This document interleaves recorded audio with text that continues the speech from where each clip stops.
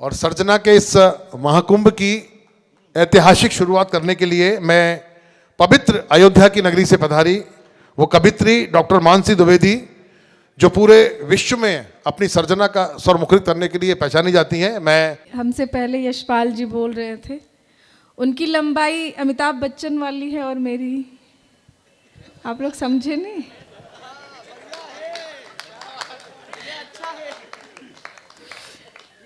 को बधाई देना चाहूँगी कि उन्होंने नौ दुनिया की इतनी सुंदर मुहिम को चलाने में सहयोग दिया।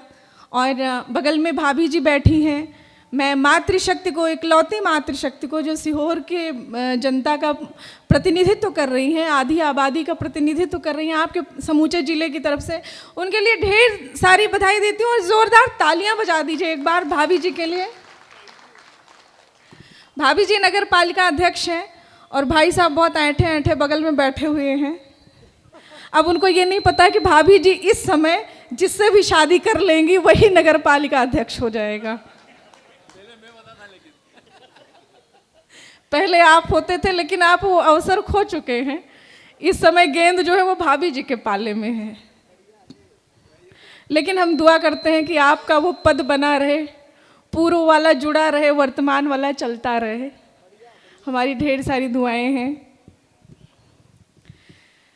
अभी आपने एक बहुत सुंदर सा मोमेंटो के साथ हम लोगों का स्वागत देखा। शॉल बहुत सुंदर सी दी गई और सबसे अच्छी बात यह है कि हम अयोध्या के हैं तो हमें भगवा कलर की शॉल दी गई। मैं बहुत खुश हूँ। हालांकि मैं किसी पार्टी से नहीं हूँ। सुमित जो है वो शॉल के लिए बड़े परेशान थे। अच्छा, आपको काली इसलिए दी गई कि अभी अभी आप एक तो बीजेपी से हैं और मोदी जी अभी ब्लैक पहन के वो नहाए थे, तो उनको लगा होगा कि आपके लिए वो ज़रूरी है। अब चूंकि बहुत देर हो चुकी है, बहुत विलम्ब हो चुका है, हमारे बीच में कई सारे कवि हैं। जैसा कि ये हिंदी मंच का कार्यक्रम है, पत्रकारों का कार्यक्रम है, प्रिंट मीडिया का कार्यक्रम है, और यहाँ पर जितने भी पत्रकार बैठे हुए हैं उन्हें मैं विशेष प्रणाम करती हूँ, क्योंकि कल को पूरा सीहोर वही जानेगा जो ये लिखेंगे। ये खुश हुए तो लिखेंगे बहुत अच्छा रहा कवि सम्मेलन का रंग, और नाराज हुए तो लिखेंगे कि नहीं जमा कवि सम्मेलन। तो इसलिए मैं इनको विशेष प्रणाम करती हूँ। लेकिन इसलिए भी मैं प्रणाम करती हूँ कि हुक्मरान कैसा भी हो, हर गलती को लिख डाली निंदा। सुनो बदौलत सिर्फ तुम्हारी हर अपराधी है शर्मिंदा।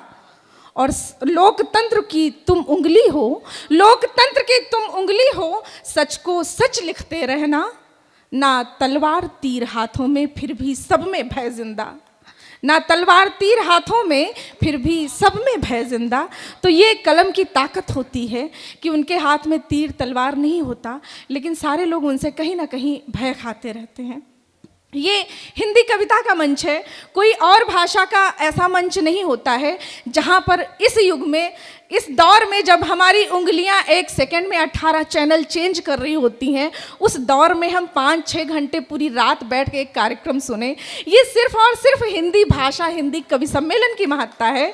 और इसके गवाही, इसके साक्षी आप सब लोग हैं, हम सारे लोग हैं।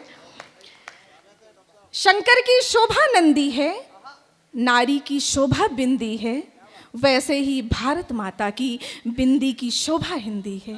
वैसे ही भारत माता की बिंदी की शोभा हिंदी है। बहुत बहुत आभार। और चूंकि ये हिंदी का कार्यक्रम है, साहित्य का कार्यक्रम है, तो साहित्य संगीत कला विहीना साक्षात पशु पुच्छ विषाणहीना तृणम नखादन्नपि जीवमानः तद्भाग ध्येयम परमम पशूनाम।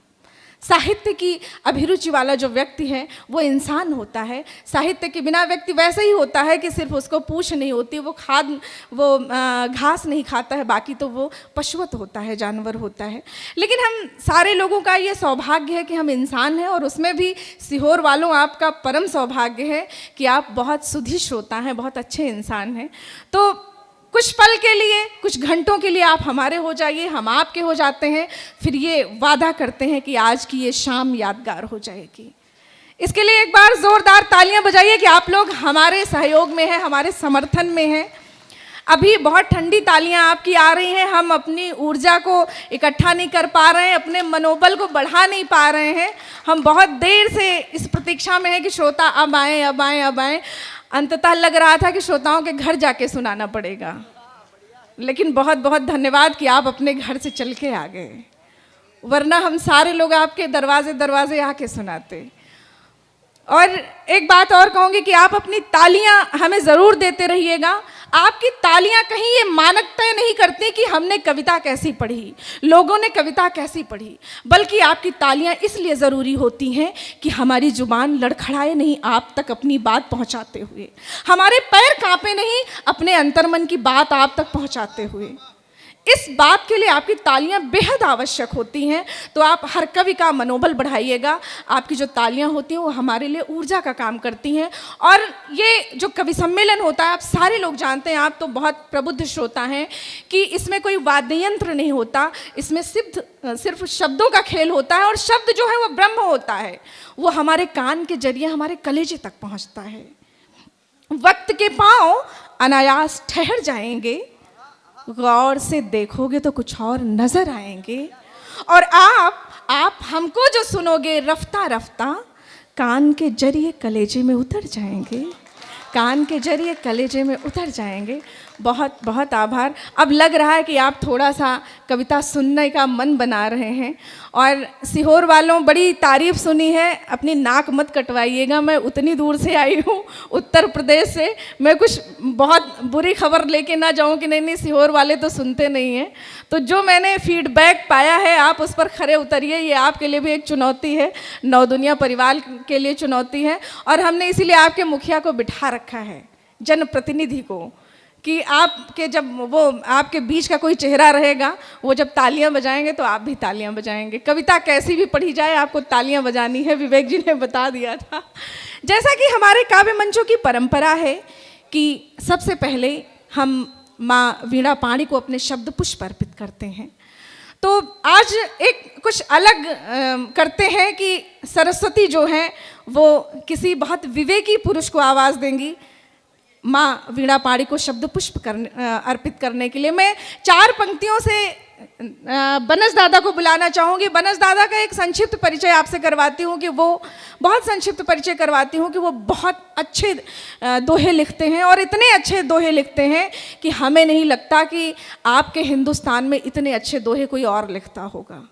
इससे बड़ा परिचय मैं नहीं दे सकती। और अब आप खामोश मत रहिए, थोड़ी सी तालियां बनस दादा के लिए बजाइए। वो बॉम्बे रहते हैं, जयपुर से आपके बीच आए हुए हैं, आप उनके दोहे सुनेंगे तो आपको बहुत अच्छा लगेगा।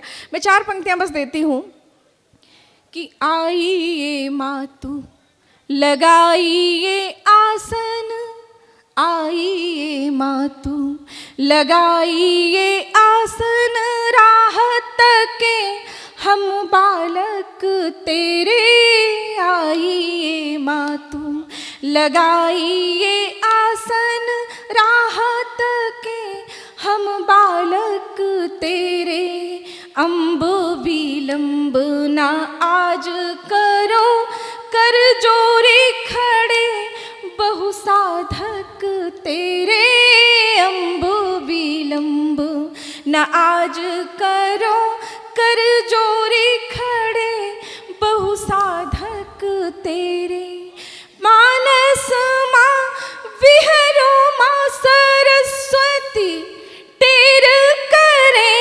आराधक तेरे, ओ आज की शाम न भूले कभी ये श्रोता कवि संचालक तेरे, आज की शाम न भूले कभी ये। आज आप अपनी तालियों का इतना घनघोर महोत्सव कर दीजिए कि जो कभी बाहर से आपके बीच में आए हैं उनको लगे कि कार्यक्रम कहीं का भी हो, लेकिन श्रोता केवल और केवल सीहोर के होने चाहिए।